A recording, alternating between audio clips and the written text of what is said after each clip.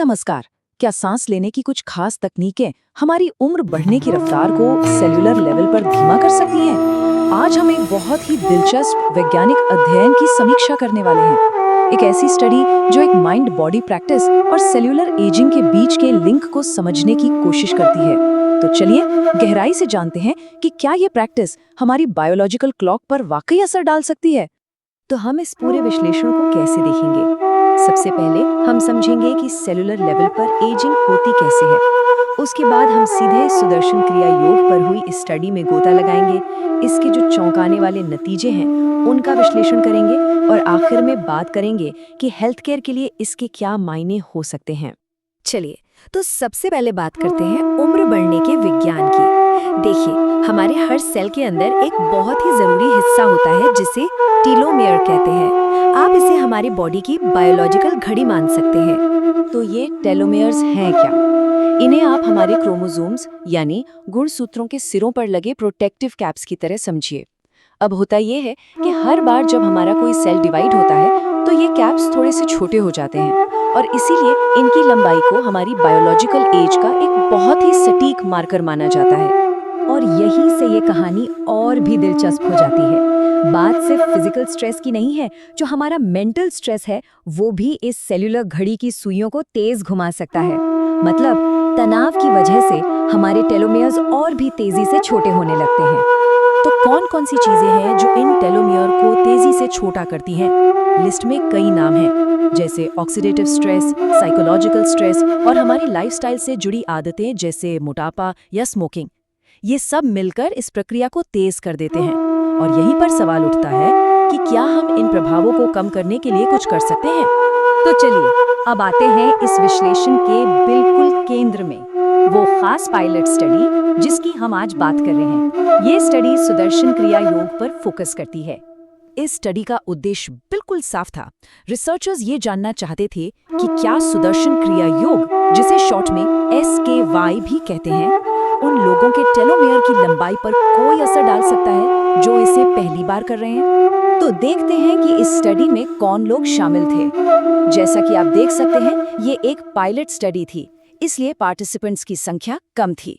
जो intervention group था उसमें 11 लोग थे और कंट्रोल ग्रुप में 5, और दोनों ही ग्रुप्स को उम्र और जेंडर के हिसाब से काफी बैलेंस रखा गया था। अब सवाल ये है कि ये इंटरवेंशन यानी सुदर्शन क्रिया योग असल में है क्या? देखिए, ये सिर्फ एक तरह की ब्रीदिंग एक्सरसाइज नहीं है, बल्कि सांस लेने की अलग अलग तकनीकों का एक पूरा सीक्वेंस है। इसमें धीमी गति से की जाने वाली उज्जाई सांस है, फिर तेज भस्त्रिका, ओम का उच्चारण और आखिर में एक खास लय में की जाने वाली सुदर्शन क्रिया। स्टडी का डिजाइन काफी सीधा साधा था। इंटरवेंशन ग्रुप ने लगातार 4 दिनों तक हर दिन 3 घंटे के SKY सेशन में हिस्सा लिया।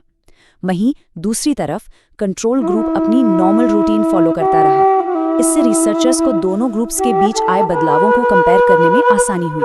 तो फिर नतीजे क्या निकले? कह सकते हैं कि इस स्टडी की जो सबसे मुख्य फाइंडिंग थी वो सिर्फ स्टैटिस्टिकली सिग्निफिकेंट ही नहीं थी, बल्कि सच कहूं तो काफी हैरान करने वाली भी थी।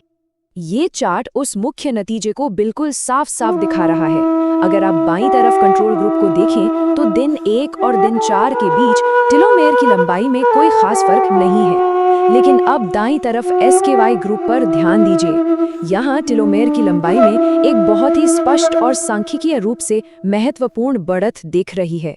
मतलब ये बदलाव महज इत्तेफाक नहीं हो सकता। और ये बढ़त कितनी थी?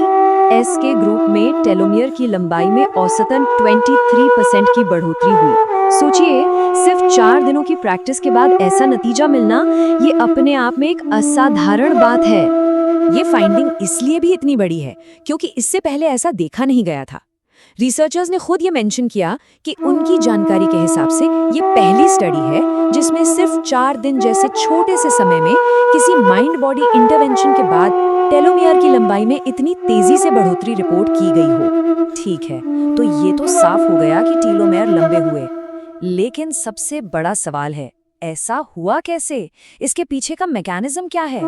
इसका जवाब ढूंढने के लिए रिसर्चर्स ने और गहराई में जाकर मॉलिक्यूलर लेवल पर जांच की और यहाँ उन्हें एक और बहुत अहम बात पता चली। उन्होंने 163 ऐसे जीन्स को देखा जो टेलोमियर के मेंटेनेंस से जुड़े होते हैं और उन्हें पाया कि स्काई ग्रुप में इनमें से 52 जीन्स यानी लगभग 32% अप रेगुलेट हो गए, मतलब ज्यादा एक्टिव हो गए।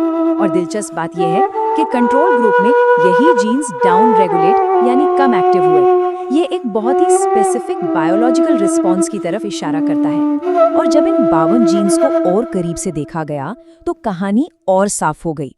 इसमें PX5 और NFACT2 जैसे जीन्स थे जो सीधे तौर पर टेलोमरेज नाम के एंजाइम को एक्टिवेट करते हैं, और टेलोमरेज वही एंजाइम है जो टेलोमियर को दोबारा बनाने का काम करता है। साथ ही CTNNB1 जैसे जीन्स भी थे जो पॉजिटिवली टेलोमियर की लंबाई को बढ़ाते हैं।